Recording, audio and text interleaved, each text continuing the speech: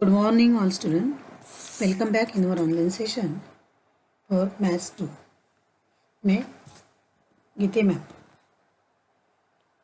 देखो बच्चों, हमारा गणित भाग 2 में तीसरा पार्ट वृत्त, इस पार्ट का अध्ययन चालू है। इसके पूर्व के सेशन में हमने 3.1, 3.2 के कुछ एग्जाम्पल भी हमने हल किए हैं और कल के सेशन में हमने वृत्त के पार्ट में ही वृत्तचाप इस नए टॉपिक को हमने देखा था।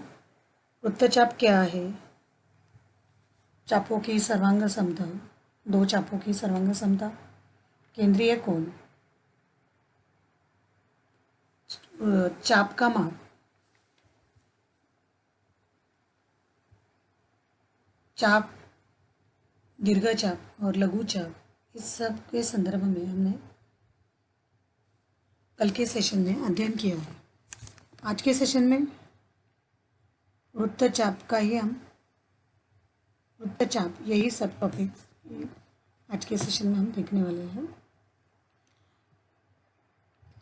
वृत्तचाप में हम प्रमेय एक सिद्ध करने वाले हैं। उसके पूर्व कल का जो सेशन में हमने वृत्तचाप के जो अलग अलग गुणधर्म हमने देखे कि वृत्तचाप क्या है, दीर्घचाप क्या है, लघु चाप क्या है, केंद्रीय कोण क्या है, चापों का माप कैसे होता है, अर्धवृत्तीय चाप कैसे होता है, इसका अध्ययन किया है। उसकी थोड़ी सी क्विक रिवीजन हमें इस सेशन में वापस करेंगे। उसके बाद हम प्रमेय को शुरुआत करेंगे। तो चलो हमारे सेशन की हम शुरुआत करते हैं। ये जो आपके सामने जो टेबल दिख रहा है वो इंग्लिश में है, मैं आपको हिंदी में उसका अनुवाद करूँगी। सबसे पहले हमने देखा था आर्क यानी कि चाप। चाप क्या है कि किसी वृत्त में जीवा के कारण या प्रतिच्छेदित रेखा के कारण जो वृत्त के दो भागों में विभाजन होता है, तो परिघ का जो भाग होता है वही वृत्त होता है, वृत्तचाप होता है। यदि जीवा सबसे बड़ी होगी यानी कि व्यास होगा, तब वृत्त के दो समान भागों में विभाजन होते हैं और उसे अर्धवृत्त कहते हैं। और अर्धवृत्त में निर्मित चापों को अर्धवृत्तीय चाप कहा जाता है। जैसे ये तीसरी आकृति आपको दिख रही है, ये अर्धवृत्तीय चाप है EFG और ये दूसरा अर्धवृत्तीय चाप है। उसके पहले मैंने बताया था कि जीवा के कारण, कोई भी एक जीवा के कारण वृत्त के दो भागों में, इसमें एक लघु चाप की निर्मित होती है और एक दीर्घ चाप की निर्मित होती है। और चाप यानी कि परिघ का एक भाग होता है, एक टुकड़ा होता है, उसे वृत्त का चाप कहते हैं। तो उसके बाद हमने देखा था गुणधर्मों की जो लघु चाप होता है उसका जो माप होता है वो उसके संगत केंद्रीय कोण के माप के बराबर होता है। जैसे यहाँ पे एक आकृति दिख रही है आपको, वृत्त है बी केंद्र वाला, और AC जो पिंक कलर से आपको दर्शाया गया है, ये लघु चाप है। इस वृत्त का लघु चाप है AC, यानी कि A और C उसके अंत्य बिंदु है। B एक केंद्र है, B और C जोड़ने पर हमें एक केंद्र में ABC एक कोण मिलता है जो केंद्रीय कोण कहा जाता है, और ये इस संगत लघु चाप का केंद्रीय कोण होता है। यदि इस ABC का माप x डिग्री होगा तो AC का माप भी कितना होगा, x डिग्री होगा। कल भी हमने माप देखे थे। तो लिखते समय माप चाप AC बराबर माप कोण ABC बराबर x अंश, ABC बराबर x अंश होगा। यहाँ पे आपको चाप शब्द नहीं दिख रहा है, लेकिन AC के ऊपर जो कर्व किया है वो चाप का ही साइन है, वो चाप का ही साइन है। अगर आप शब्दों में चाप नहीं लिख रहे हैं तो आपको ये साइन दर्शाना है। एक तो साइन से दर्शाओ या चाप शब्द में लिखो। ये हो गया। और लघु चाप का माप के संदर्भ में केंद्रीय कोण का जो भी माप होगा, 30, 60, 40, 50 जो भी होगा, वही लघु चाप का माप होगा। तभी दीर्घ चाप, मेजर आर्क यानी कि दीर्घ चाप का माप कैसे निकाला था हमने कल, कि पूर्ण वृत्त के माप यानी कि 360 में से अगर हम लघु चाप का माप माइनस करेंगे या केंद्रीय कोण का माप माइनस करेंगे तो हमें दीर्घ चाप का माप है। जैसे ये 2 नंबर की आकृति आप देख रहे हैं, यहाँ पे ADC ये पिंक पोर्शन दिखा रहा है, ये दीर्घ चाप हुआ। और इस दीर्घ चाप का माप अगर हमें निकालना है तो माप चाप ADC बराबर 360 माइनस केंद्रीय कोण ABC, या केंद्रीय कोण ABC लिखो या लघु चाप आया लास्ट में लघु चाप का माप। ओके, इसलिए 360 माइनस x यहाँ पे x के दृष्टिकोण से। और जो सबसे बड़ी जीवा यानी कि व्यास के कारण जो अर्धवृत्तीय चाप निर्मित हुए हैं उसके माप होते हैं 180 अंश, क्योंकि पूरे वृत्त का माप 360 अंश होता है। ये सभी आपको वापस रिवाइज करना है और लर्न करना है। उसके बाद हमने देखा था चापों की सर्वांग समता। यदि किसी वृत्त में, एक ही वृत्त में या 2 सर्वांग समवृत्त में मापों के 2 चापों के माप समान है और उनकी त्रिज्या भी समान है तो वो दोनों चाप सर्वांग सम होते हैं। ओके, एक ही वृत्त में स्थित 2 चाप हो या अलग अलग वृत्त में स्थित 2 चाप हो, लेकिन दोनों वृत्त की त्रिज्या है और चापों का माप या केंद्रीय कोण का माप समान हो तो दोनों चाप सर्वांग सम होते हैं। ये भी आपको ध्यान में रखना है। उसके बाद हमने चापों का गुणधर्म देखा था। अगर दीर्घ चाप में अगर कोई और छोटे चाप निर्मित है तो उनका योगफल वो दीर्घ चाप का माप होता है। तो चलो हम प्रमेय देखते हैं आज का। मैं प्रमेय पहले रीड करूँगी, आपको अच्छे से सुनना है और नोटबुक में भी लिखना है। एक ही वृत्त के ब्रैकेट में या सर्वांगसम वृत्त के सर्वांगसम चापों की संगत जीवा सर्वांगसम होती है।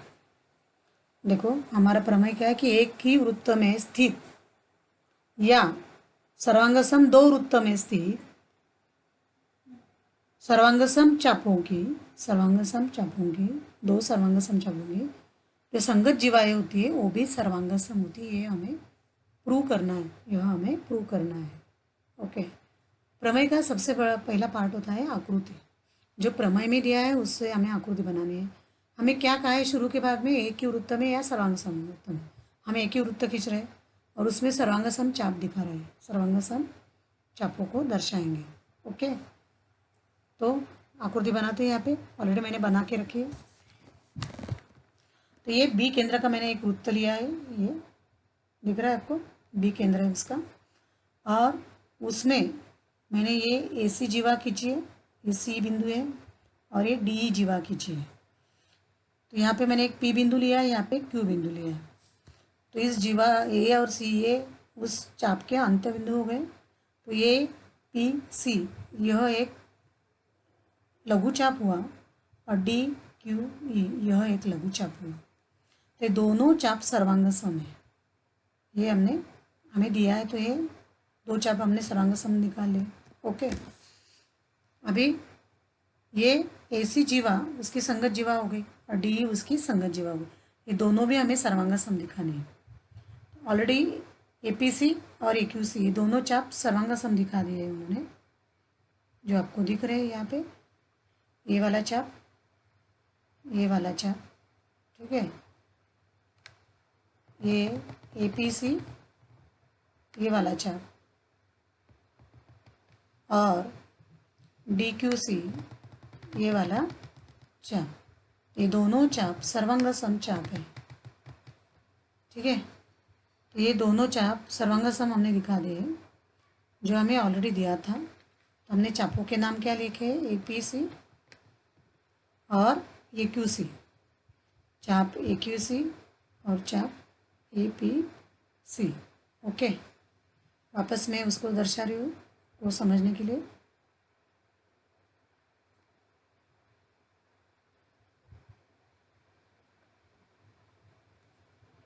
स्लाइड पे पेन का यूज़ करना थोड़ा मुश्किल होता है, फिर भी आपको बेटर अंडरस्टैंडिंग के लिए हम ये यहाँ पे कर रहे हैं, ठीक है। तो अभी हमारा पार्ट है, दूसरा पार्ट जो होता है हमारा दत्त। कौन सा होता है? दत्त होता है।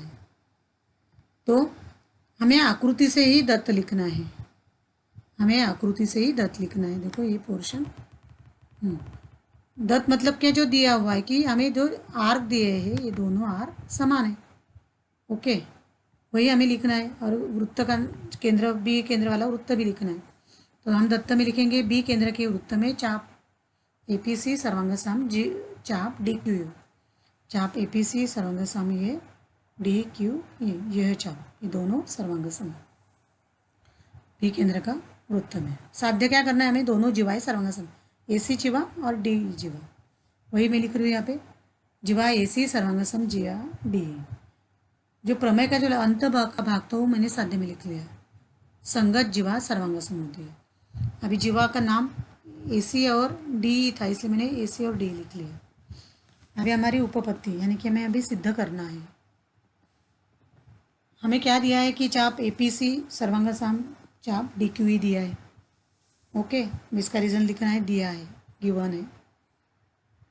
यदि चाप एपीसी और चाप डी क्यू सर्वांगसम है, ये जो दिया है, इसका मतलब उनके संगत केंद्रीय कोण भी सर्वांगसम होंगे, क्योंकि संगत कोण का माप ही, केंद्रीय कोण का माप ही चाप का माप होता है। अभी एपीसी का संगत केंद्रीय कोण कौन सा होगा? ए बी सी, ये वाला कोण। और डी क्यू ई का संगत कोण क्या होगा? डी बी ई, ये वाला कोण। ओके, वो कोण मैं आपको पेन से दर्शाती हूँ, मतलब आपको बेटर समझ में आएगा। यहाँ पे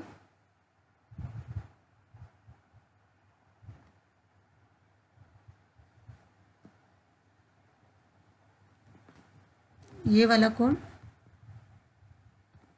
और ये वाला कोण, ये दोनों कोण, ये केंद्रीय कोण हो गए। ये क्या हो गए? यह केंद्रीय कोण हो गए।